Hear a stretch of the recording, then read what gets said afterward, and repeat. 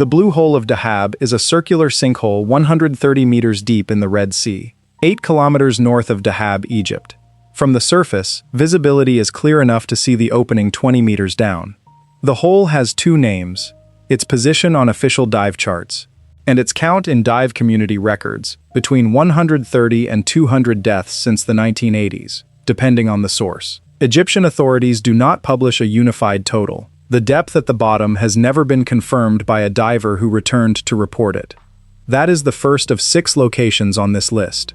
Each one takes what it takes with less possibility of return than the previous. The last is a room in northern Ukraine where in December 1986, a researcher photographed an object from 2 meters away and received a dose that would kill him within years. In April of that year, the exposure time for a lethal dose in that room was 30 seconds. The object is still there. It will remain lethally radioactive for longer than human civilization has existed. That room comes last. The Blue Hole comes first. The Blue Hole sits on the Sinai Peninsula coast, in the Gulf of Aqaba. The opening is approximately 55 to 60 meters across. The sinkhole descends to a confirmed depth of 130 meters. At 52 meters depth, an underwater archway called the Arch runs 26 meters through the reef wall to open water on the other side. The arch sits below the safe limit for recreational diving on standard compressed air. At that depth, nitrogen narcosis affects judgment reliably. Without specialized tremix gas, a diver who reaches the arch is already experiencing measurable cognitive impairment. Between 2000 and 2012, the Blue Hole Diving Center posted 40 confirmed names on a memorial board at the site entrance. That count is partial. Freedive instructor Tariq Omar, who has documented the site since the 1990s, estimated in 2011 that total fatalities since records began in the early 1980s exceeded 200. The gap between official and informal figures exists for one reason. A significant number of deaths involve divers with no local guide, no prior record at this site, and no body recovered from depth. Imagine standing at the surface here. The water is perfectly flat. Visibility runs 15 meters in every direction. You can see the reef edge, the color shift that marks the sinkhole opening. The arch, at 52 meters, is invisible from here. It will not come into view until you reach a depth at which careful decision-making has already become neurologically harder. Several of the divers on the memorial board had logged over 500 previous dives before attempting this site. Whatever they encountered between 50 and 52 meters, not one of them filed a dive report afterward. In 2021, Egyptian authorities installed warning signs and a monitoring station on the reef edge. The count since 2021 has not been published. They went in. The place did not release them.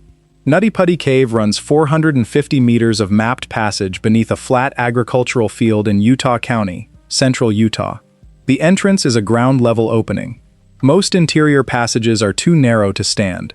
On November 24, 2009, a 26-year-old named John Jones entered with his brother Josh. At 8:51 p.m., Jones squeezed into a section called the Birth Canal, a tunnel approximately 25 centimeters at its narrowest, angled sharply downward.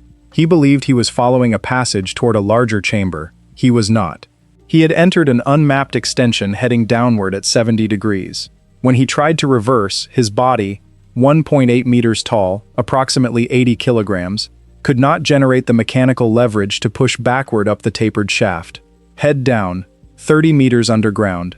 27 hours of rescue. More than 150 people responded. Engineers built a pulley system rated for over 500 kilograms.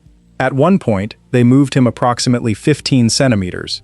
Then the rope failed. The movement reversed. John Jones died at 9:40 p.m. on November 25th from positional asphyxia. Blood had pooled in his upper body long enough that his heart could no longer sustain function. Utah County sealed the entrance on December 1, 2009. Approximately 40 centimeters of concrete. Cave rescue professionals reviewed the engineering record for 2 years afterward. Their conclusion appears 3 times in the analysis. It is not answered any of the 3 times. Whether the first 2 hours of the rescue, before Jones lost consciousness, represented a window in which extraction was achievable with different tools or a different approach. The report documents the question and moves on. John Jones has been inside Nutty Putty Cave for 15 years. The concrete at the entrance has not been disturbed. They went in. The place did not release them. If what happens to people in locations like these holds your attention, subscribe. Each place on this list keeps what it takes more completely than the one before it.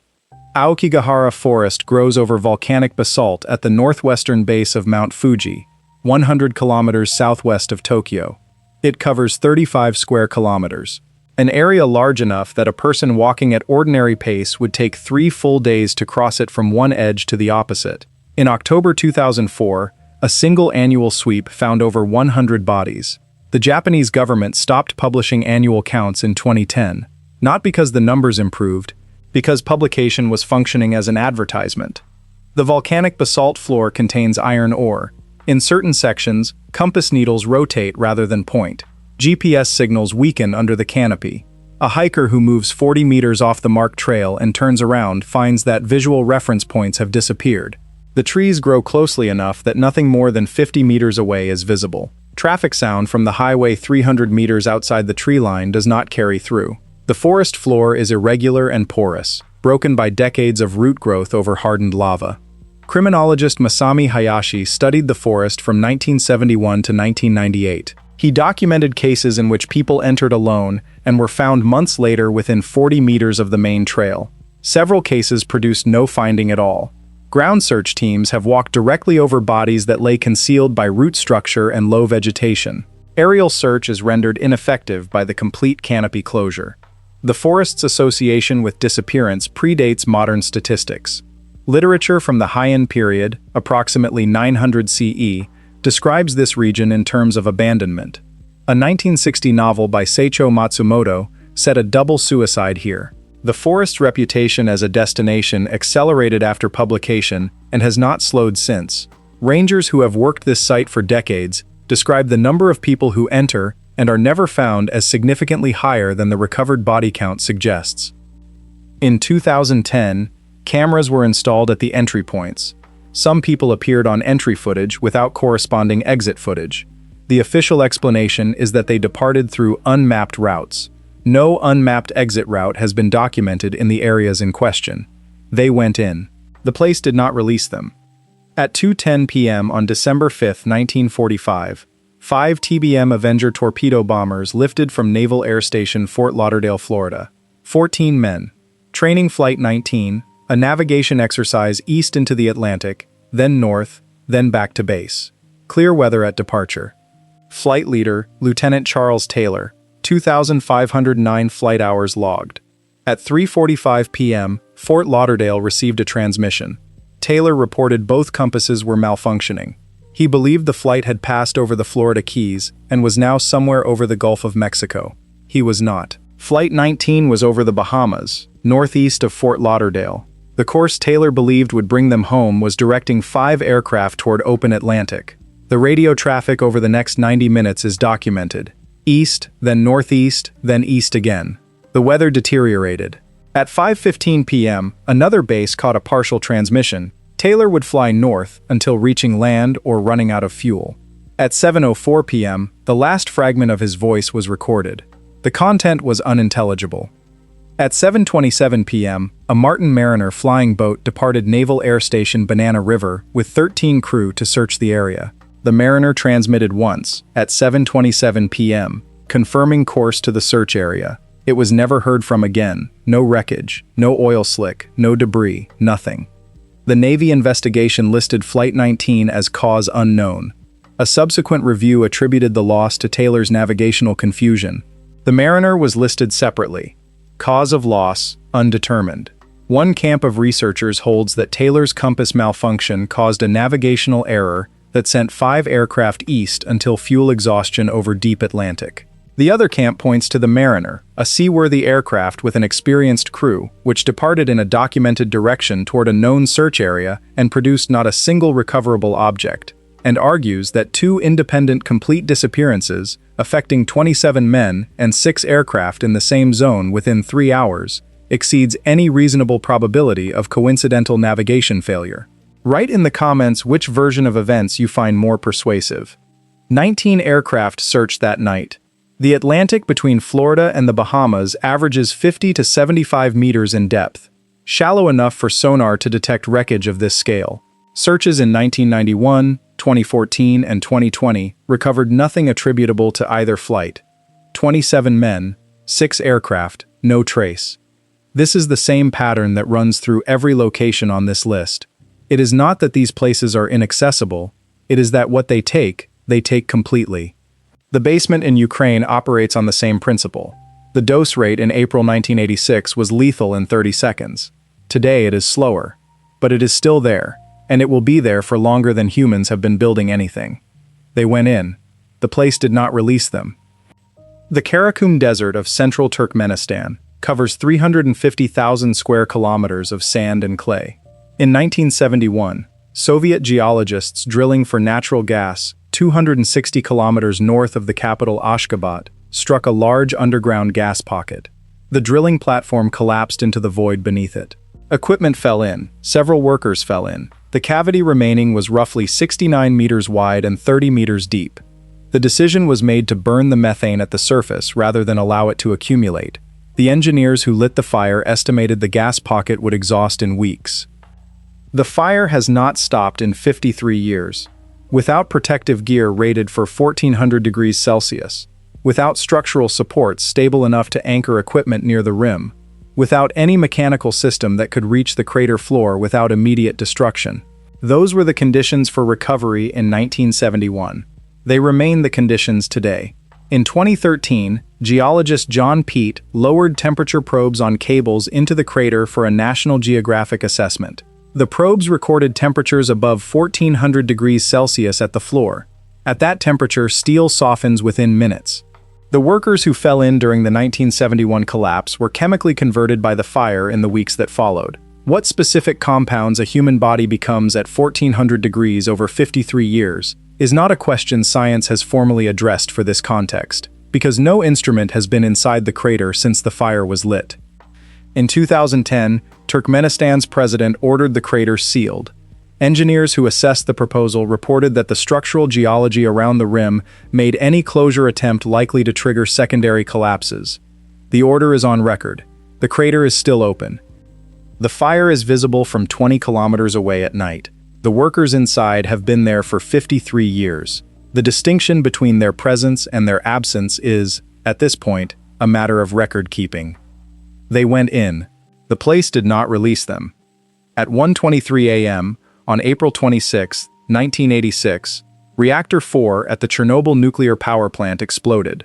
The graphite fire that followed released between 400 and 500 times the radioactive material of the Hiroshima bomb into the atmosphere over 10 days.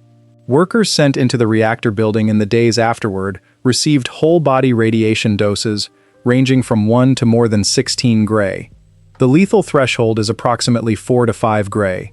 Dozens died within weeks from acute radiation syndrome. Hundreds more became seriously ill over the following years. Their official causes of death are listed variously.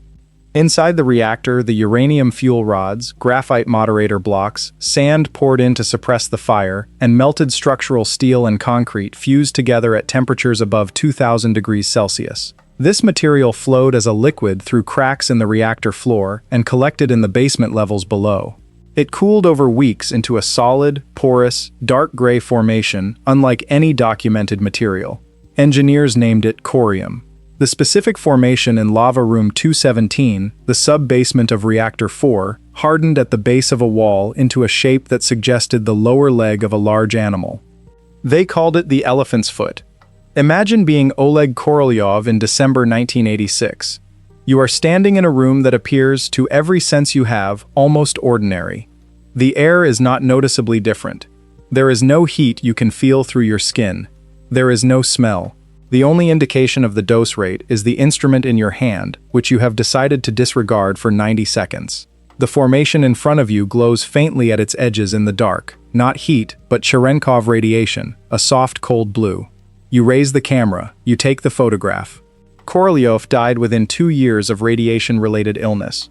The photograph has been reproduced hundreds of thousands of times. The man who took it is gone.